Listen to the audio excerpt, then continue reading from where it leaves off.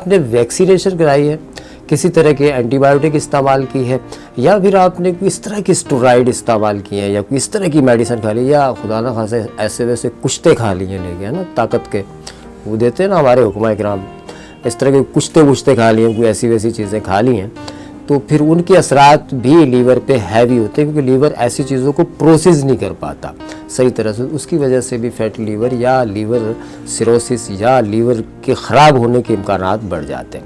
जी, ऐसी तमाम कैफियत के लिए ये नुस्खा इंतहाई मुफीद है।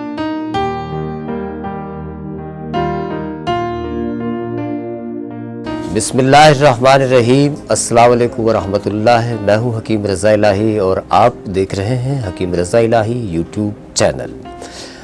नाज़रीन इकराम, ख़वातीन में बढ़ता हुआ मर्ज़ जिसे फ़ैटी लीवर कहा जाता है, फ़ैटी लीवर के साथ थायराइड का मसला, फ़ैटी लीवर के साथ यूरिक एसिड की ज़्यादती, फ़ैटी लीवर के साथ मैदे के मसाइल और फ़ैटी लीवर के साथ जिस्म का सुन होना, ये कैफियत होती हैं।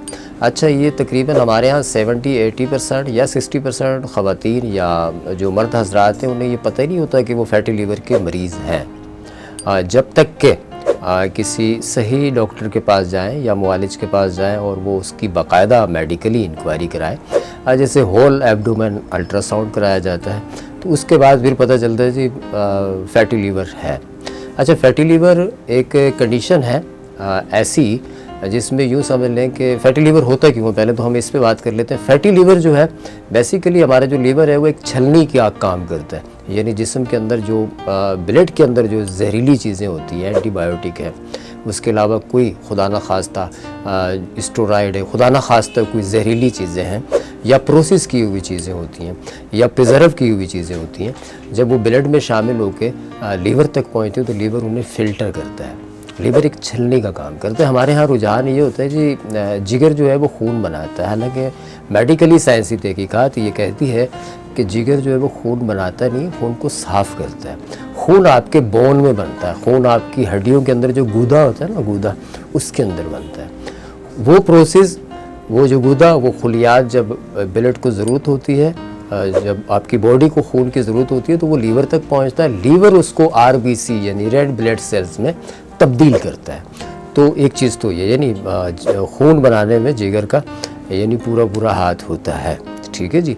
अब मसला ये है कि जिगर जब फ़िल्टर करता है इसको, तो उसमें बसा औकात खून के अंदर चिकनाई, कोलेस्ट्रॉल, इस तरह की जो चीज़ें होती हैं वो जिगर फ़िल्टर करता है और उससे जिगर फैटी होना शुरू हो जाता है।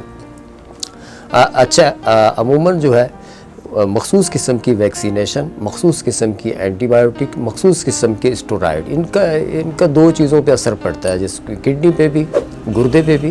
यानी आपने अगर एंटीबायोटिक का इस्तेमाल किया या आपने मल्टीविटामिन भी अगर खाया हो तो आपको अगले दिन जो यूरिन आएगा वो पीला आएगा, है ना। वो पीला यूरिन इसलिए आता है कि वो प्रोसेस करती है आपकी बॉडी, जितना की ज़रूरत थी उतना रखा गया, बाकी जो था वो आपके यूरिन के रास्ते खारिज कर दिया गया। तो जिगर जो है वो ब्लड को फ़िल्टर करता है। अब होता यूँ है जी, जब वो नाकिस हो जाता है ना, जैसे एक बंदा है या उसमें सकत है, एक मशीन में या एक फ़र्द में कोई सकत है, फ़र्ज़ करें 100 kg की, और हम उस पर 200 kg डाल दें तो क्या होगा, उसका नतीजा ख़राब ही निकलेगा ना। इसी तरह से जब लीवर के ऊपर हैवी बोझ जाना शुरू होता है तो फिर ये होता है कि लीवर कुछ जो है काम करना अपना मुअत्तल कर देता है, जिसका टेस्ट होता है LFT, जिसे हम लीवर फंक्शन टेस्ट कहते हैं। लीवर फंक्शन टेस्ट में कुछ एंजाइम्स हैं जो कि बढ़ जाते हैं, कुछ कम हो जाते हैं। एक चीज़ तो ये जी। अलावात जो है फैटी लीवर की वो ये है कि जी जिस्म का सुर होना, गले में खुश्की का पैदा होना, रात को ठीक सोए हैं आप, सुबह उठे तो चेहरे पे हल्की हल्की सी सूजन हो और शाम तक वो सूजन उतर जाए। एक कैफियत तो ये होती है। दूसरा ये होता है कि मैदे पे हल्का सा बोझ की कैफियत रहना।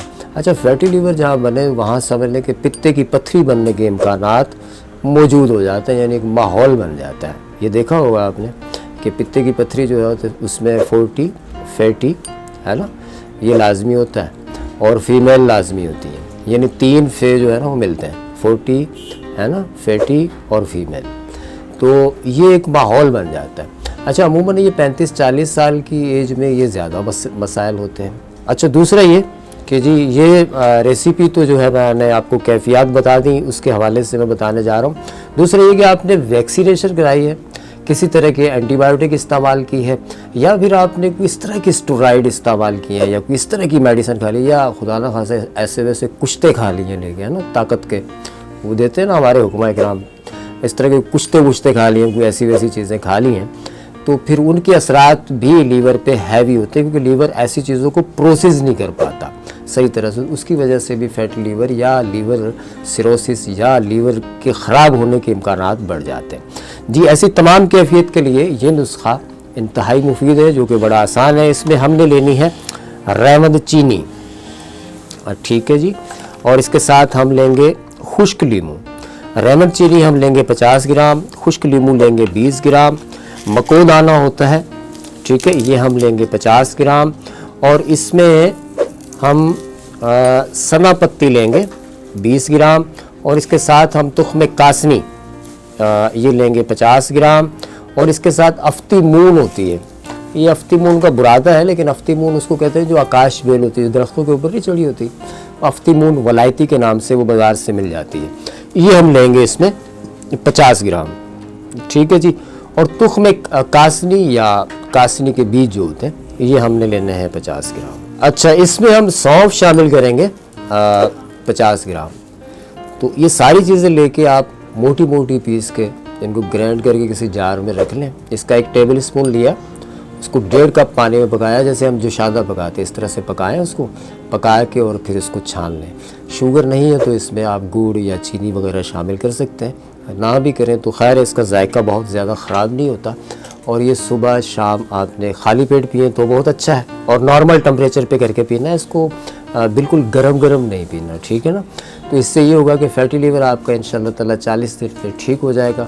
होल एब्डोमेन अगर आपने कराया हुआ तो दोबारा कराइएगा। परहेज़ में जी आपने चावल है, आलू है, बड़ा गोश्त है, और भी ऑयल वाली जो चीज़ें हैं उनसे परहेज़ करना है।